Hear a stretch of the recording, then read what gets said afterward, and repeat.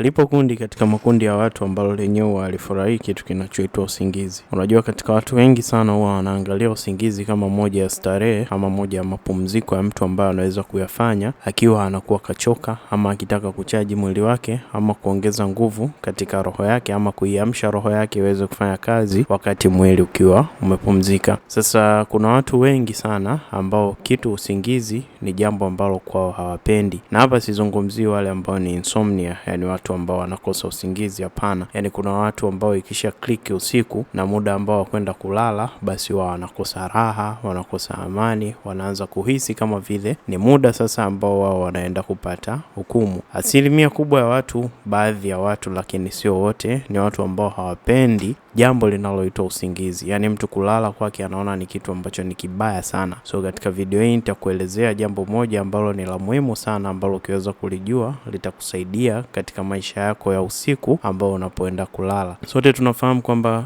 kila mtu anaenda kuingia kulala basi huwa anapata ndoto. Ndoto ni moja kati ya kitu kikubwa sana ambacho kinachotakiwa kimtokee mtu anapokuwa kalala. Humo pia kuna watu ambao wakilala wao hawaoti chochote, lakini kwa hiki nitakachokufundisha hapa unaweza kujijua kwamba wewe kumbe huwa unaota, lakini huna uwezo wa kukumbuka ile ndoto yako ulikuwa unaota nini. Basi katika video hii tutaizungumzia lucid dreams, ambazo ni ndoto tu huwa anaota, na hali ya kuwa katika ile ndoto anakuwa kaamka ndani ya ndoto na kujijua kwamba hapa mimi kwa muda huu ninaota na ninaweza kufanya kitu ninachotaka kulingana na akili yangu ambayo tayari imeshaamka ndani ya ndoto. Hapo huwa kuna watu wawili. Kuna mmoja ambaye akishajijua kuwa anaamka muda huo ama kaamka katika muda huo, basi moja kwa moja mpaka mwili wake huwa unaamka. Lakini kuna wengine ambao wakiamka katika muda huo, basi ni muda huo wanaendelea kuanalyze kinachoendelea katika upande wa mwili wake, lakini vile vile upande wa lucid dream. Au pia bado sio watu ambao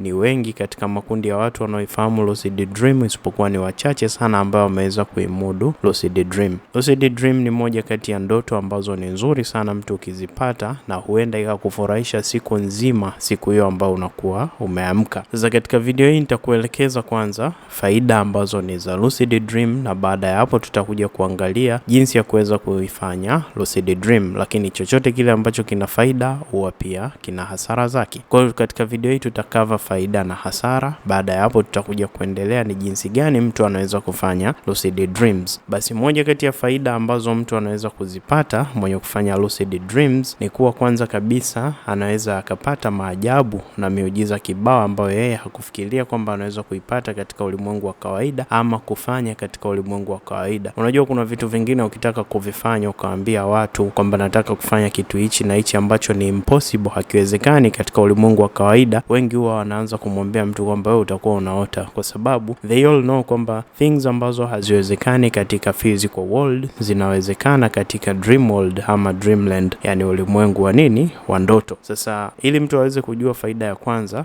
katika lucid dream, basi ni maajabu na miujiza kibao ambayo hata hicho unachokifikiria hapo sasa hivi unaweza ukakifanya katika ndoto zako na ukatuliza akili yako pindipo unapoamka, pamoja na miamko yako ukawa umeridhika na kile kitu ni mathali umekifanya katika hali ya ulimwengu wa kawaida. So vile vile katika faida nyingine ya lucid dreams ni kuzidisha ama kuzishinda ndoto za kutisha. Yani unakuta ni mtu ambaye umeota ndoto ya kutisha, lakini unaenda unaizidisha kwa kuwa tayari umeshajua kwamba hii sio kweli, basi akili yako inazidi kuicreate ile ndoto kuwa mbaya zaidi, alafu wewe mwenyewe utabakia unacheka. Lakini vile vile kuweza kuzishinda ndoto ambazo zinazokutisha. Mathalan mfano, kuna ndoto ambazo huzipendi na huwa zinakurudia mara nyingi. Ina maana hizi ni ndoto ambazo, kwanza mfahamu kabisa kwamba katika ndoto kuna ndoto namna tatu. Kuna ndoto ambazo zinatoka kwa Mwenyezi Mungu kwa wale wenye kuamini upande wa Mwenyezi Mungu. Kuna ndoto ambazo zinatoka upande wa shetani kwa wale wenye kuamini masuala ya kishetani. Lakini vile vile kuna ndoto ambazo zinatoka katika akili ama fahamu, ambayo hapa tutaizungumzia zaidi hicho kipengele, na ndicho ambacho ninachoendelezea kuwapeni faida zake. Sasa faida nyingine ya lucid dream ni ubunifu na kuondosha matatizo. Yani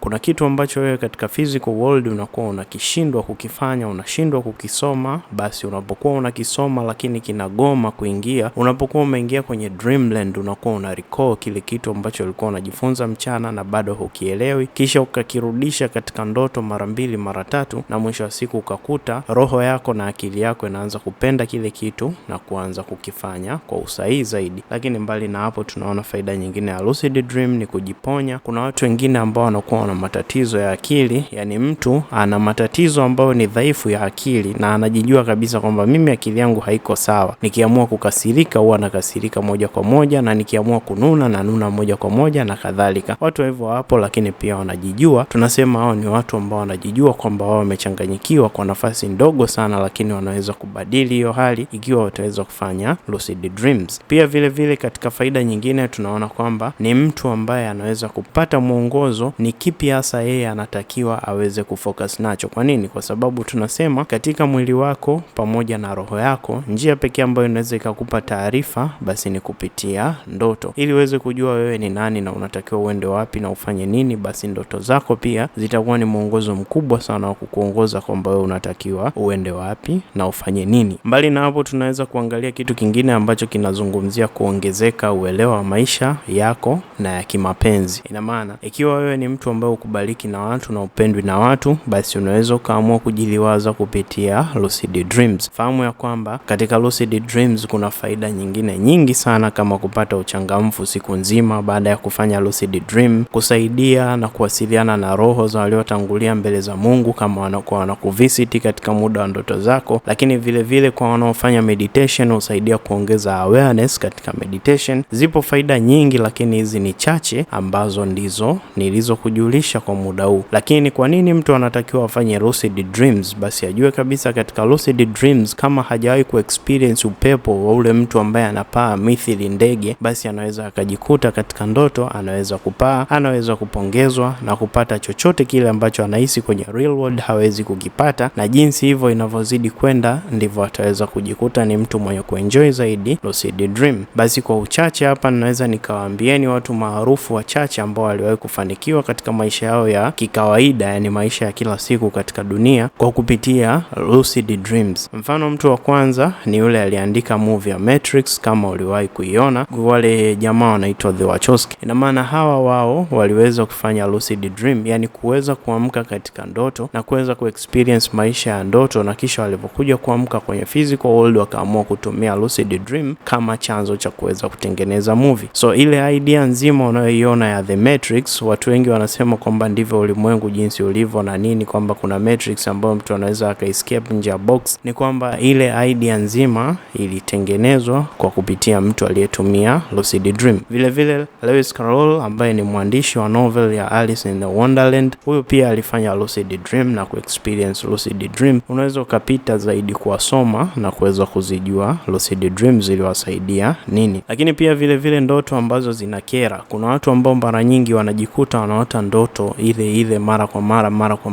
kwa mara. Njia pekee ya kuweza kuifunga na kuifukuza ile ndoto isiweze kumrudia tena, basi ni kupitia lucid dream. Lakini pia uwezo mkubwa wa kusolve matatizo unaweza ukaupata kupitia lucid dream. Vile vile kujiponya maradhi ambayo yanakuwa ni magumu kuweza kupambana, yani mwili wako kuweza kustabilize, kuweza kupambana na yale maradhi ambayo ni magumu, ambayo yanataka akili yako wewe iwe na nguvu zaidi kuweza kuyashinda, basi unaweza kuyashinda kupitia lucid dreams. Hizi ni baadhi na ni faida chache sana ambazo nilizowatajia, lakini hasara ambayo naweza nikawatajia hapa ni hasara moja ambayo inaweza ikabeba mengine yote, yani hasara zingine zote, ambazo hasara hiyo katika lucid dream ni kwamba mtu anaweza kujikuta sasa yeye anapenda zaidi kulala kuliko kuwa katika ulimwengu wa kawaida. Though watu wachache sana huwa wanakuwa tunasema wanaelemea huko katika ndoto, yani unakuta mtu analala mchana, analala usiku kwa ajili tu ya kutaka kupata ile lucid dream na kuweza experience raha yake iliyopo katika lucid dream. All in all, mtu unatakiwa uweze kufanya hii kwa nia ya kwamba unataka kuweza kufanya kitu fulani ama kuona jambo fulani ama kwenda kupata kitu fulani. Vile vile katika dimension za ulimwengu wa pili, ina maana wengi wanaofanya lucid dreams wana uwezo wa kupokea tunasema messages kutoka kwa guardian angels, hususan wakikaa katika state ya lucid dreams na kaamua kutokufanya chochote na kusikiliza ni kitu gani ambacho kinaendelea kwenye upande wa pili, basi wanaweza wakawaona wale guardian angels wanaokuwa wanakaa nao pamoja, na wanaweza wakaongoza katika kipi wafanikiwe na kipi wasifanikiwe. Hivyo pia katika lucid dream unaweza ukafungua mlango ambao huo ni mlango unaweza ukakupeleka wewe kutoka nje ya mwili. So haya mazoezi yanayofuata pamoja na elimu inayofuata tutakuja kuzungumzia zaidi mtu anayekuja kufungua lucid dream, taratibu zake na jinsi ambavyo mtu anaweza kufanya katika lucid dreams ili kuweza kufikia ile lucid dream state na kadhalika. Basi hatua kwa hatua tutazieleza katika video inayofuata, ikiwa ni pamoja na jinsi ya kutoka nje ya mwili. Hii ni Rakimz Spiritual, mpaka wakati mwingine.